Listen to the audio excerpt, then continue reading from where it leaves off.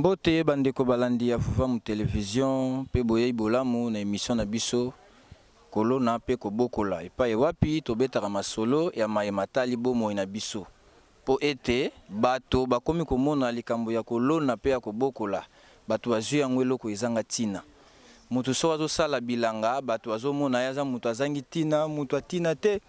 ezopesa biso passe alors pour se tenir sur le plan physique pour se tenir esengeli olia bien bato nyonso bazosala orgueil ya kofinga makambo etali bilanga po atelema bongo santé nyonso aza na yango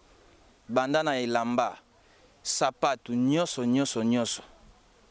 na biloko atie na kati ya libumu ezali bongo bilanga nde esali yango po nzete balonaka yango ntango bakobroye yango basali yango elamba to pe pièce ya mbongo eza na biloko ebele coton po balona po olata elamba ezali coton bakolona yango na bilanga sima na yango bakolekisa yango na batraitement ebele ti ekobima tisi pe tisi bake kotongela yango elamba donc likambo etali bilanga ezali secteur moko vaste esimbi makambo ebele kaka eloko moko loni okolela yango na forme ya mosusu ntango okochange yango forme ezokende ebele tomonaka masangu mpona bao bamelaka masangu kaka yango masangu ebimisi masanga ebimisi biloko ebele na kati wana donc yango poni esengeli na biso totia pinza makanisi na kati ya makambo etali bilanga kolona pe kobokola mpona kosilisa nzala esengeli kolona nzala ekosila na baminere te tozomona bandeko na biso kuna na Nord Kivu tango nyonso na WhatsApp Facebook bareseau sociaux nyonso ezali bonde na baliwa ya bandeko na biso eloko cause ya liwa wana ezali minere zonyokola ba to coltan biso musu tomona yango te toyebi te bandeko bauta na Nord Kivu biso musu coltan tomona yango te cobalt to kango na sango manganèse diamant or to kango na sango tomona yango te yango ezosilisa bomo ya bandeko na biso bayindo o bazali plus na Nord Kivu pona minerie. Alors soki l'État atie fin nanu na likambo etali minere totala mayo etali bilanga pour réserve alimentaire oyo États-Unis azana yango Chine azana yango Russie Ukraine ba réserve alimentaire bazana yango eza diamant nde sali réserve wana eza diamant baliaka yango te okozana saki ya ba diamant na ndako okotsanga na kata libumu okolia te foto sande bilanga po tomona na bato ya malonga esengeli tosala nde bilanga na yango toyambaki bandeko toyambaki pona bango bandeko misatu oyo tokosola na bango tout au long ya émission makambo etali bilanga biso toreprésente bango te bango moko nde bakoya kose présente bazali nani epuis toza pe esika wapi bango nde bakodévoile yango totalisaki bino malamu ete tokokutana bandeko misatu bakoyebisa biso awa toza wapi epuis bango bazali nani mbote ndeko mbote papa journaliste okoki kotalisa bato banso bazali kolanda biso awa tozali wapi pe bino ozali nani yo ozali nani awa toza na Université pédagogique nationale IPN en sigle nga naza étudiant na faculté des sciences agronomiques naza na terminale et naza aussi président et étudiant ya faculté wana donc des sciences agronomiques. Ok, merci. To leki na ngambo na biso ya gauche papa kombo nani olobia tozali wapi pe ozali nani? Merci papa journaliste. Nga kombo na ngai Ville Binda Didier. Nazali étudiant na Université pédagogique nationale IPN en sigle ndenge ndeko délégué à présenter biso. Le fait que naza étudiant na IPN na faculté de sciences agronomiques naza pe directeur ya cabinet en tant que président des étudiants nga naza cabinet na et puis chef de promotion ya ba étudiant baza na terminal ya IRD phytotechnique. Ok, IRD fait faut que pesa yango en toute la ligne eza ko koleka na kati ya abréviation. Ah ok. Ah ok, merci. En fait, IRD phytotechnique ezali deuxième grade d'ingénierat. Ya ba étudiant ba komi na suka po basilisa cycle na bango ya agronomie na UPN. Ok, to leke pa ndeko. Bonjour. Dans kombo ngai en Kabasele Chiombo Andrea, nous sommes étudiants à la faculté des sciences agronomiques en IR2. Nous allons expliquer donc L2, IR2, pour comprendre plus facilement. Et Nazali, collègue, je suis étudiant simple. Ouais. Ok.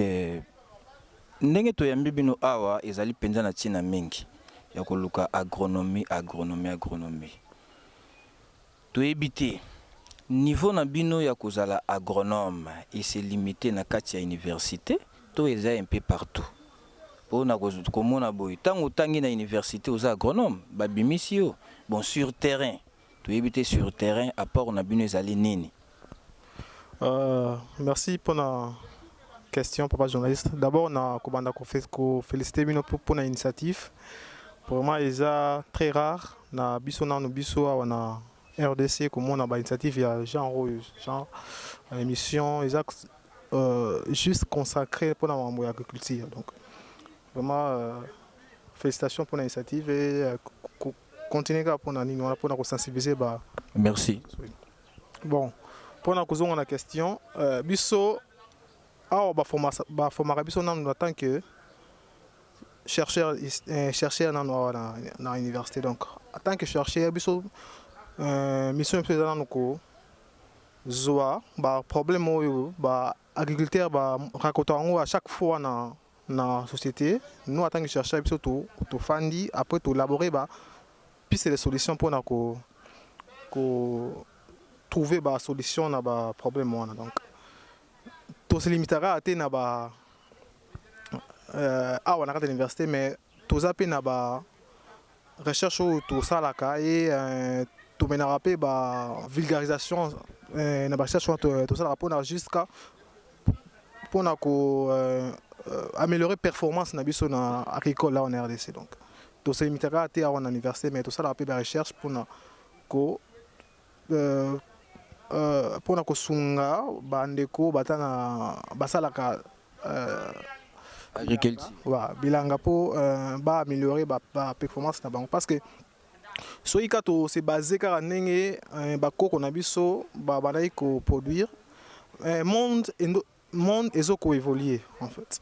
ba maladie ba plantes bazokuta nango mikolo ezate même maladie wana bakoko na biso bando kuta nango eza na oyo babengaka parce que koko na biso ça vraiment agriculture intensive donc donc se limiter pas car par exemple na 1 hectare 2 hectares biso actuellement on fait agriculture moko moni on arrive même à 10 000 hectares 5 000 hectares tout ça donc tant que tout ça là ni donc tout ça là tout ça déjà moi agriculture babengango eza agro-système. Donc, tant que j'ai tout ça, libongo, intensification, il y a des maladies, et tout ça. Donc, nous, on est là pour diminuer l'impact. Il y a différents problèmes. Par exemple, si on cultive de terrain à haut potentiel, tout simple. Ok, mais to nakolanda bino bolobi ba difficulté ba agriculteur ba uzanengo. Mais to zomona partout même na ba chaîne à télévision to remona ba agriculteur difficulté to banana po ba difficulté zebele. Difficulté zali nanu ya ko boma ndenge ba nyama bazo boma biloko na bango, bazolia biloko na bango, mais difficulté ya liboso o ba agriculteur bazanango premier ba espace. Awa lelo komi mutake ko somba tina kati ya mai mutake somba po atonga ndako to éviter ba agriculteur to zunano difficulté à liboso ya espace pour ça un espace itata kolona te premier espace étant que bino ba agronome ba ingénieur agronome na likambeta l'espace ya ko batela espace vert pour na kolona bilanga bino bozo sala nini pour na nini voilà pour moi c'est une question très sensible dans contexte où tout ça parce que même à on a qui ça tout le monde veut construire donc guerre mauvaise entre agriculteurs na ba urbanistes donc biso biso donc tozo ko évoluer dans secteur agricole tozo ko dénoncer jusque là en fait parce que en vrai dire ce qui devrait se faire logiquement tant que urbaniste basalara tracera plan pour na ko voilà tout ça logiquement kuite ko sala ngo bango moko donc fandika entre bango tout ça logiquement il devrait faire ça avec bisonoso gens bazo ko évoluer dans cette pour na koyeba quel espace on a tout touché quel espace on a les approprié pour na ko bilanga tout simple mais ici à on RDC vraiment ni on les a très collaboration on les a vraiment très passe d'ailleurs donc wana eza guerre moko eza vraiment guerre moko eza vraiment donc elakisi boye ete moto moko akozwa mokano te mpo mokano azwi ake kotungisa so toke en terme ya baministère tomonaki ministère ya urbanisme eke kotouche ministère mosusu mais ntango azotrace plan na ye abengisi ministère wana te mpona koloba ete espace oyo eza espace na ngai kosimba te mpo soki bilanga esili awa toyebi te soki bilanga esili bandeko bazali kolanda biso ndako boke kotia yango ti pembeni ya mai bilanga nyonso esili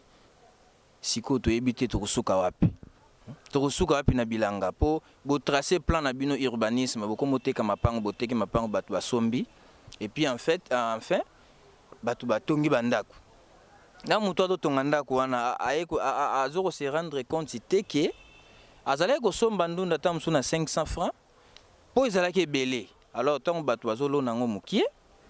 ekosala nini prix mpe ekomata toyebi te ministère mibale eske bino boza lie na ministère to bosuka kaka na université bosali baplan na bino bozokontinue koloba yango na bozoloba yango kaka na kati ya ndako ofandi olobi ke ministère tel etouche ministère tel to boza na esika oyo bokokolobela yango mpona kozwela yango solution. Oui, wana olobi ya solo papa journaliste donc nini wana vraiment photo se battre parce que soki totali croissance ya population ya qui vit à Kinshasa, donc aux environs de aux environs de 12 millions, 15 millions comme ça de habitants en Katakin. Mais ce total, ce qui sali, to compter la zone de production dans Katakin, tu trouves que c'est insuffisant par rapport au nombre de populations à photo nourrir. Donc on a aussi une autorité donc je vois le gouverneur de la ville, je vois aussi ministre de l'urbanisme et ministre de l'agriculture aussi. Ceux qui possibilitent d'aller ça la même parc agro-industriel, soit ceux qui parc agro-industriel est difficile pour nous dans un premier temps bon 500 producteurs on a ça là évoluer dans le secteur agricole. Non seulement que ça producteur, mais tous les agents ont un secteur agricole. Donc quand je vois les agents, je vois le producteur, donc la transformation et produit et commerçant. Donc question juste c'est élaborer stratégie pour promouvoir un peu plus l'agriculture en RDC. On a vu ça. Et puis, tout ça a un problème jusque-là encore. Le problème est que concernant jusque-là, le secteur agricole est régi dans la loi en RDC. Surtout ça. Surtout les Camboya loi. Bah, au voter budget dans l'Assemblée nationale, au moins le secteur n'a vraiment isolé. Pour éviter. Donc il y a un peu de problème. Donc problème il y a espace vert. Ce qui est loi agricole les alacas. Sinon il y a un peu de force à secteur agricole. Donc secteur agricole a tellement affaibli parce que la loi on a garantir droit et non seulement droit mais devoir il y a producteurs tout ça il y a même aussi il y a autorité vis-à-vis la biso toujours évoluer dans le secteur agricole les donc surtout dans il faut nous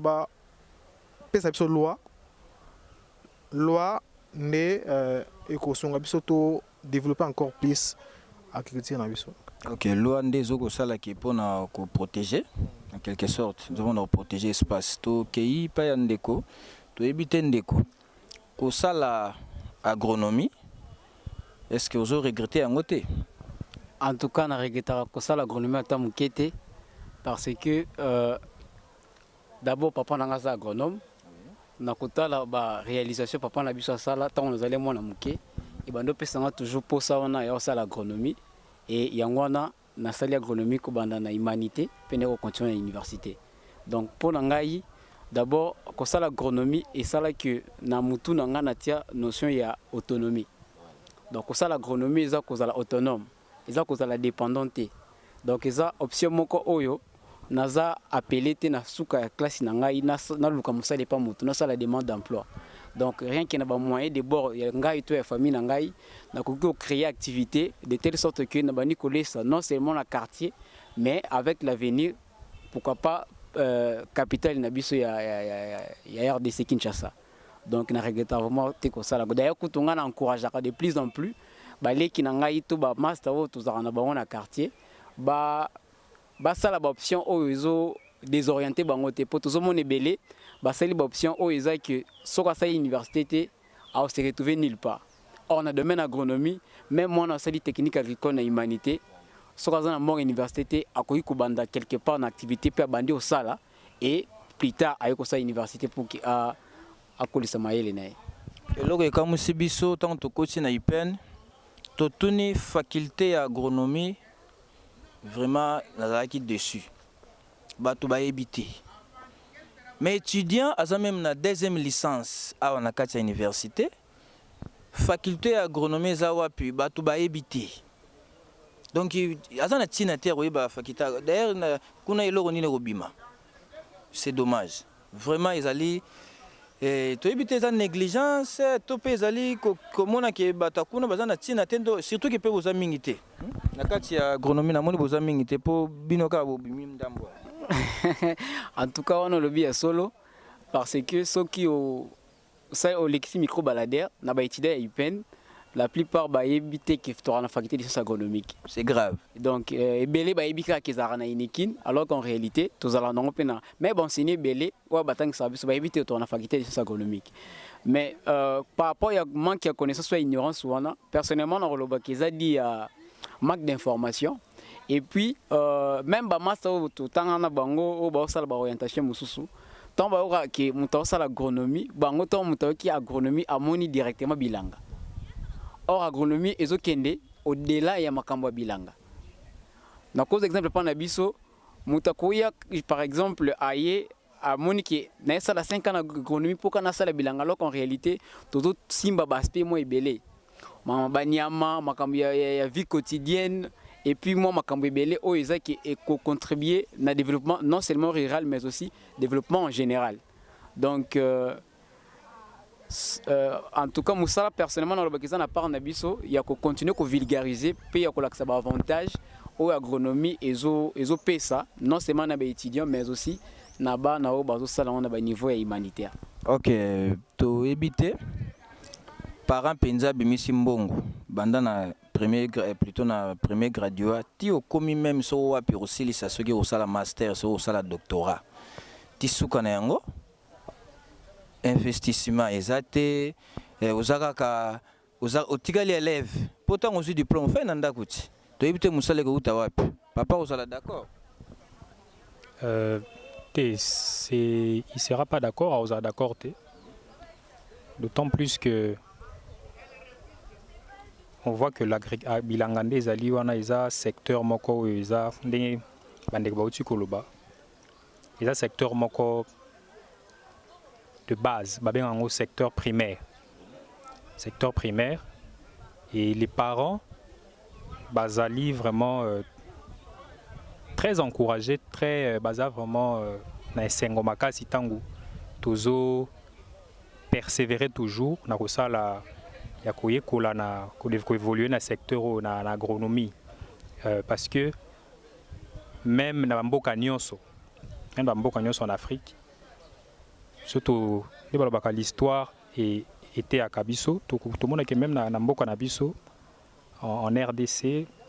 lorsque ton biso dozaki ba premier producteur hein il y a en agriculture palmier à huile manioc etc. au monde que tout ça qui toujours na monnaie tout ça qui force vers les années 70 donc agriculture et ça vraiment secteur moko où yo esengeli toujours tous à la fixer wana tous à la concentrer tous se décourager donc il y a pas les parents ne peuvent pas se décourager mais parents futi mbongo ya université po to yebi mutu sogende bazo sala droit wana parents futi mbongo na université tisuko nanga moni ki bon loko na futali mwana kumba mutuka mwana kumbi mutuka pe silisi abani pe okumba mutuka mais soudainement otala moto asali agriculture asilisi na université bapesi diplôme azongi ndako enfin akomoluka lisusu moyen po ndeko ayebisi biso likambo moyen nakozala ngai moko na bandi mais avant banda il faut kozala na moyen toyebi te moyen yango bino bokozala na yango to oza kointeresse bato moko tel bakende kosunga bino po esengeli ezalaki problème ya moyen. Ok. Par rapport à ba moyen de lobby, il y a un problème d'information. Moni. Namboka na biso, ensemble nangate d'accord nangate. L'État yemoko azana ba organe na ye oyo et chaka quand même maboko et pas ya na volume moko na mesure moko ça peut-être non considérable té mais l'État quand même azana volonté wana il y a que soutenir quand même exploitant au bazos travailler déjà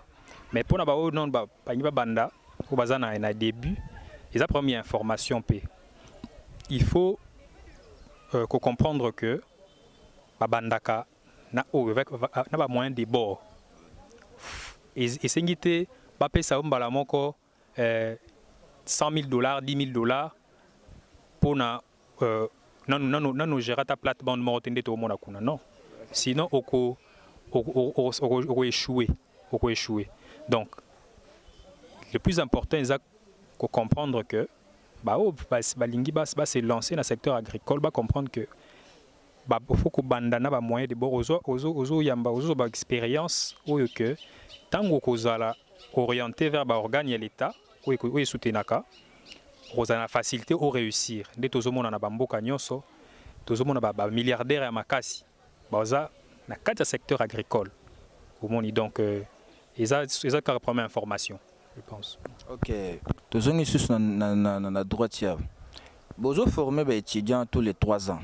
même 5 ans le premier graduat ti a comme na 3e azu collation ki mais bino botokolo ba ki bozana enseignement parce que bozana cabinet na yo po yo zo sala déjà bozana kata université zo sala mais bana o bino bozo relancer ki azu diplôme aki to ebité suka na bango zo suka ndenge nini po bino nde bozali bozo ko élaborer plan pour na ko faire fonctionner makambo tali bilanga na kata mboka na biso bino bozana programme. C'est vrai, agriculteur, bazana kati ya organe na bino. Po bino nous agronome za lokola mama, agriculteur bazana kati. Kasi au former bana bakei. Vous avez fier vraiment que le na format qui bana tel. Vous avez vraiment fier. Oui, ya wana kata université. Nous sommes vraiment fiers na bana oyo babimaka na kata faculté na biso. Ta muso po ba français bien. Français bien. Biso na eza comme français te biso d'abord c'est plus pratique dans nos biso dans pratique et puis bah témoin j'ai révélé que tel étudiant tel il a faculté ya économie à peine vraiment tout ça vraiment fier na bango parce que bah son arabiso a tel problème collègue biso tout ça son arabiso peine donc biso vraiment tout ça fier et bah étudiant biso to former biso na déjà bah former biso na idéologie né mon directeur de cabinet lobby que nous c'est d'abord l'autonomie. Awa toza na betite mususu ba zoaka ba mizoaka en charge en fait. Seulement avec ba plate-bande basalara, plate-bande tout ça, seulement plate-bande d'ailleurs il y a Marantz, plate-bande d'ailleurs il y a Basel tout ça. Seulement avec moi biloko na basalara wana il est en mususu ba foot ba frais académique seulement avec ça ba foot frais académique bon tant on peut ma commencer pas aux alaki mon peut à partir bon wana même biso mona tozawa il arrive des fois même qu'on un bon transport ndenge to comme na niveau to comme au sein un transport on a ba na appareil est un peu difficile nous biso année tozawa to sala moi organisation na biso to sala ba terrain na biso na Kimwenza. D'ailleurs, c'est proche, il y a ndako, il y a directeur de cabinet nanga donc to zana ba terrain so na to sala wana pour na biso mo na biso ba étudiant. Ya on est son biso moi so contribution par exemple il y a ndenge to zana terminal boy mon directeur tout ça donc mental na biso déjà dès à l'université à Bongo donc dès qu'on sort aussi dans l'université mental to bima toujours dans même mental donc biso to formaté pour que l'accès qui est tant université faut ça la CV tout ça. Non. Donc à partir de ça déjà à travers bande nabiso te formera ba bénéficier rapide na connaissance na bango. Donc tant on a bien université na salimo ferme nanga ou à partir de ça on a pe na kozwa ba mususu pe ba ko profiter na simananga wana donc c'est un peu ça maintenant nabiso à tout. Faculté à économie plutôt à agronomie à na IPN ekoti na nini? Faculté d'agronomie ekoti na 2008. 2008. Alors banda 2008 apport ya ba étudiant ya université à IPN pour na mambetali agronomie et c'est limité na niveau nini. Pour jusqu'à là tout monité étudiant moko à sali pour photo de la pragmatique hein tout toucher population pour ça tout ça les plus population faut sentir biso. To éviter tant on ba apport na ministère et agriculture ndeba moni apport on n'est pas très intelligent pour maîtriser qui matière bien à qui ko faire face na ba kambonyo so kutona na ministère moko songolé agriculture ils faut expliquer ce que apport wapi pour to moni bilanga moko te ya mona IPN to moni programme moko te mona IPN à la sali si maintenant ba sali biso abi moni bilanga wana programme na ngezali étudiant moko IPN à sala qui et puis l'état à soutenir et puis voilà makambe sali to éviter apport ils en a niveau nini. Apport, déjà, il faut d'abord mentionner que le Congo est vaste. Le Congo est limité à caractère na kin. On dingue to le bagine bandeli que na kin ya weza un peu passe parce que à tous vraiment na contexte moko o ba tu bazo préférer plus ko tonga ba immeuble qui est ko sala bilanga donc. Même espace vert on est parce que facteur limitant on a biso za na mai donc les terrains terrain les eaux on est bon beaucoup de nos étudiants kinarapis na province donc la province né à partir de la province né ravita ka né on a kinya ceux qui par exemple to bitika tour na Kasangulu na lancé étudier belé oh c'est na IPN à ça la la production oh ça la c'est na IPN à ça la production baza vraiment belé vraiment jardin qui mwenza na pour lobby plutôt bilanga qui mwenza na pour lobby un jour tout monde pour télévision ezali radio te hein pourquoi pas télévision ezali radio te balaki biso qui mwenza to kitana qui mwenza to kino mona likambo pourquoi pas d'ailleurs on est à moi mini projet actuellement tous sous visé beaucoup plus grand parce que on est à pour na kosunga biso tous en makoki parce que bon qu'on passe toujours dans l'autorité qui ba kosunga biso pour to lancer non biso psychologie ils on a été on commence d'abord on a ba le mike comme tozui oyo to linga ki tozwa pour to mata échelon mais pour lancer deuxième phase il faut augmenter encore la production d'abisso et non seulement il faut produire critique wana to so produire mais to lingi pe ko na secteur de production ya ba champignons donc pour ça c'était à champignons si on quitte encore là-bas mais to diversifier encore to dans la production animale production tout ça donc vous avez toujours le bienvenu ceux qui vous a na posa bo mona oyo bana ya agronomie ya IPN basalaka donc biso eza non pratique non pratique bien que nous va chercher mais avant on va chercher faut nous comprendre pourquoi nani pourquoi moto oyo azo sa bilanga sala boy asala ngo boy non il faut nous koyeba ngona avant ça oye bien on à travers ninga sala wande to développer encore plus pourquoi pas ça la bouille pas surtout mes canons bouille donc tout ça pour la pratique et puis pour la recherche encore. Ok, vous allez pour la pratique et puis pour la recherche mais to kende langa mon abiso à gauche to mona boye les plates-bandes ne suffit pas ce qui va pesi bino kaka bon nourrir kaka ba étudier bazana kata université je crois les plates-bandes ne suffit pas évidemment ba plates-bandes ne suffit kaka te parce que ceux qui vont nourrir la population, une grande partie des habitants, et c'est qui peut augmenter l'espace à cultiver. Or, la plate-bande est juste peut-être pour quelques personnes, des botas, puis quelques mabotas juste, mais ceux qui ont possiblement nourrir une grande partie, il y a tout, par exemple le quartier Oyo. Donc, 2, 3, 4 plates-bandes ici faites. Donc il faut qu'augmenter. Maintenant, qu'augmenter, c'est par là où maintenant, le problème s'est posé. Autre chef Nanga, il voit qu'il premier espace. Espace, ils ont mis à l'intérieur. Ils ont place où on est, surface, il y a une faut ça la bilanga pour qu'on nourrir bateau ne se basa na capitale soit na quartier dans la capitale awa. Or malheureusement kokena mboka ko sala bilanga eza bien mais ba infrastructure ezo permettre te yango mona ki bate belé bazo linga kaka ba se débrouiller na capitale awa avec ba plate bana mike pour que ba s'en sortir na ba production mo. OK, mais to tamboli pe na université wa to moni espace pe zali index banda ti kuna na mo liboso to moni ba 1 hectare pe ko koka. Alors mais to moni ngwisa ka na matiti ndende ko mo zo se débrouiller na mo ba plate bande na et tout ça bon to moni même si ka to telemi awa ils allaient bon est-ce qu'ils allaient négligence pe bino moko pona nous fallait tant to koti na université wa ils vont qui sentir ah réellement oui ba agronome bazalia po bino bo simbi bozalo kwa na pédagogie mais na pratique ba agriculteur ndé ba osala alors mais to coach to moni pe le roter bana to wuti na seti tomati bo to moni pe esikate oyo bino ba agronome bozo ko occuper ke bilanga na biso yango za négligence na bino l'air moko te na urban négligence te na urban négligence te parce que place toza eza babenga homme de filles. Ils allaient qui d'abord destinés pour na ba étudiantes au bandé ko tanga awa bazale ko nouveau ko kozong et pas na bangote. Donc ceux qui te moni des mois des heures et puis moi ba matiti za robota c'est parce que tout ça la bilangande awate.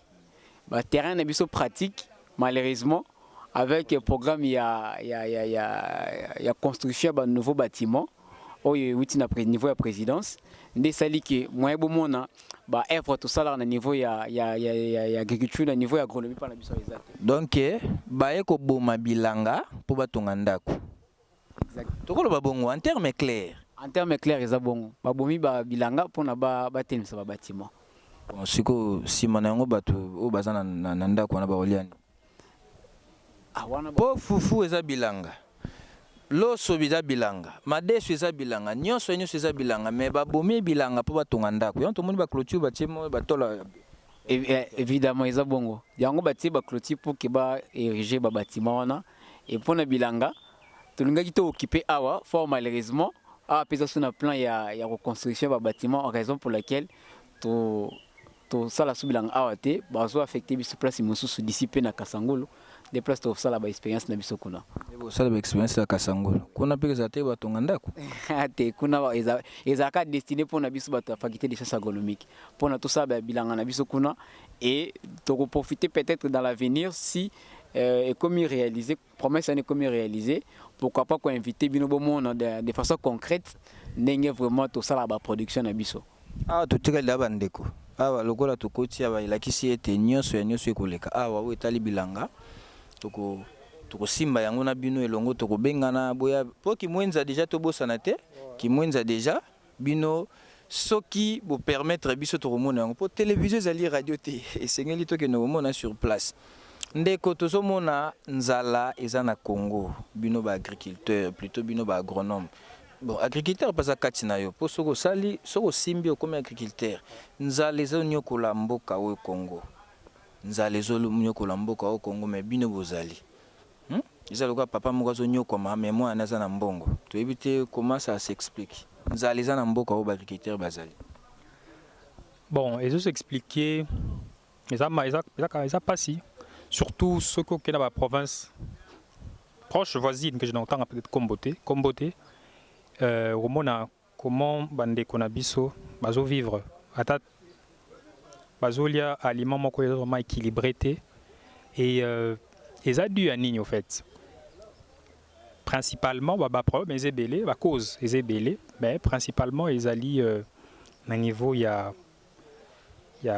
bakambi ya mboka siko ndeko tobi tokomoko na suka ya manaka na biso to ebité pona ko relancer. Pour nous relancer tout ce qu'on a niveau c'était pour nous relancer nzaliza na mboka pour nous relancer bandeko bino boza ba jeune surtout que boza ba jeune boza nanu pour nous relancer penza topé pour nous se relancer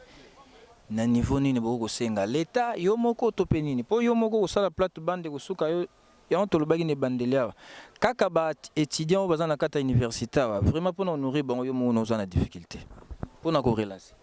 Oui, merci monsieur le journaliste. Bon, pour na correlancer secteur agricole na niveau tozanango ezo senga participation na l'état na agriculteur. Donc na acteurs nyonso bazo évoluer na secteur agricole parce que l'état soit soutenir bango ndenge chef dans lobby membre ya loi sur basali loi pour le secteur agricole et l'état a sali ce effort abani ko organiser développement à niveau ya ba village parce que opportunité ya bloc basala ba production ezali mais ko arriver te pour nourrir population parce que ba benga ngo banzele ezati ba benga ba route de cette agricole ezati l'état il faut banana ko sera à sali loi et puis abani ko réhabiliter ba route de cette agricole so ka réhabiliter la ba facteur et ko aider que secteur agricole ezala relancer na ndenge moko ya rapidité. OK, na ndenge moko ya rapidité to ndeko to ebite bino na kati awa tolini ni bokopesa ba jeune pona kolongola bato makanisi ya koloba ete makambo etali bilanga eza mosala ya bazoba. Il faut qu'on se dise pour loba marandeng wana vraiment tolini ni kopesa. Bon, tolio na kopesa bango eza d'abord kopesa bango que eza vraiment stéréotype ndenge bato sociologue balobaka elakisi que erreur makasi okanisa que bilanga ezali musala moko boye ya bazoba parce que même yo mondo otaki oloba na introduction soki atelemi ndaza otelema wana elamba alati eza coton eza maïs soki azwi makasi eza énergie wana bleu blanc nyonso oyo ezo entouré ye eza bilanga et nakoki mpe koinformer que bilanga eza secteur oyo parmi ba grands milliardaires na ba États-Unis bazo travailler dans secteur ya bilanga. La préfère n'est pas kotanga komba bato. Mais mission kotanga soki ezali kambo ezali ya solo faut koloba yango ndenge ezali. On voit que bilanga ezali secteur oyo ezoko développer vraiment bamboka ebele na kati ya mokili et la plupart ya bato baza ba milliardaires lelo même tuna kotanga en Afrique Aliko Dangote aza nigérian sokotangi sotali même na Kenya Daniel Kimani omoni que aza moto na surface il y a un art 10 x 10 azo bimsa ba chiffre d'affaires à $120,000 et plus et sengi ba espace ebelete donc et ça vraiment erreur bazolala de na koloba parce que dans un cabinet de plus en plus, tout le monde a jeunes, baza côté de la faculté de sciences agronomiques, il faut que l'État peut encourager dans ce sens ouana et donc encourager bango ba ya ko yekola na etali agriculture pour que mboka na biso ils en a besoin na biso nyonso na ba énergie nyonso wana et agriculture ils en a ba secteur ebelé ils en a élevage à transformation ezali koko hein muto sali anana olingi o komisa yango o conserver yango malamu pour bato bamela eza na kati agriculture donc agriculture eza makambo ebele donc baza ils ont tout à gagner pour na koya na secteur agricole agriculture. Matondo mingi bandeko tokomi penza na suka ya émission na biso ya mokolo mwalelo kolo na pe kobokola to bandi to simbi nyonso soki bomoni ete ezana moko ya likambo bosengela ki tolobela ki tolobeli yango te ba numéro ezali affiché en bas de l'écran boko benga biso bopesa ba suggestion to pe ba question to ko répondre yango matondo mingi na owazaki na sima ya matalatala to pe cameraman ne lungu mavinga pe nezola kinsala vitankanga na nengwa zola mabanza midai kibana na ngai pe na banso bapesaki ngongola bango pona kolanda biso totondi bino botondi pe tokutani na mikolo mizali koya kimia na mabota na bino.